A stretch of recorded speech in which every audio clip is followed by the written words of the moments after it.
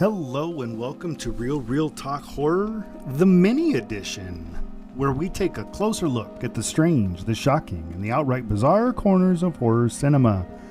These shorter episodes are all about quick takes, bite-sized reviews that spotlight the films that make us laugh, scream, or just scratch our heads. Today though, we're going to go a little beyond the usual quick-fire format because we've got not one, but two 80s oddities to discuss. These films are so unique in their weirdness that they demand just a bit more attention. First up is Elves from 1989, a wild and wacky low-budget flick starring Dan Haggerty, best known as Grizzly Adams, in a role you probably never thought you'd see him in. And then there's Blood Harvest, featuring Tiny Tim. Yes, that Tiny Tim. Tiptoe through the tulips. You know who I'm talking about, in one of the strangest casting choices in horror history. These two movies couldn't be more different in their attempts to entertain. One leans into unintentional hilarity and absurdity, carving out a place on the so bad it's good list, while the other, well, it's bad, but not the kind of bad that's all that fun to watch. Both films epitomize the extremes of campy 80s horror, but while one offers unexpected laughs and some creepy offbeat charm, the other fails on nearly every level. So grab your eggnog or your emotional support clown and let's dive in.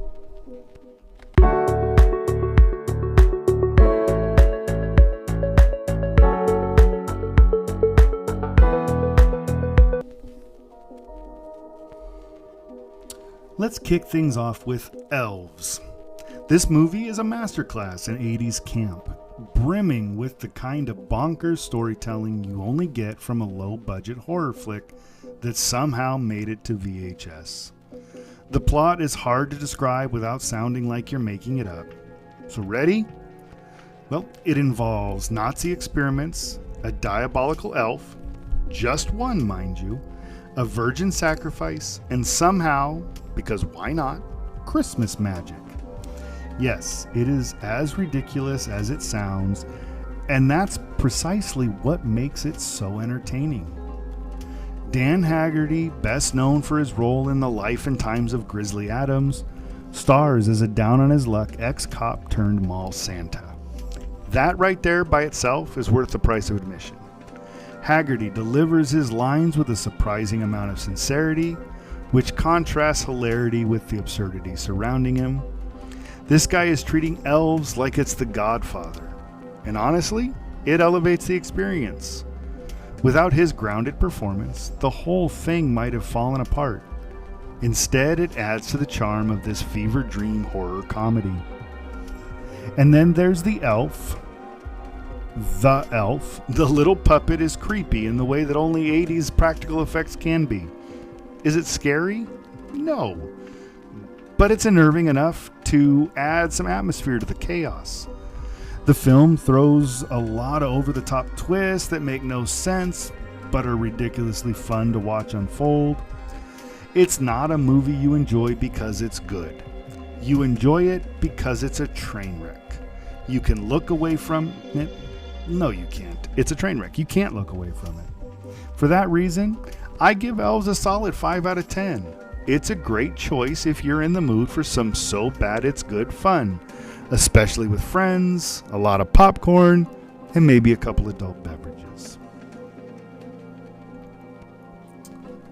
Now let's shift gears and crash headfirst into disappointment with Blood Harvest.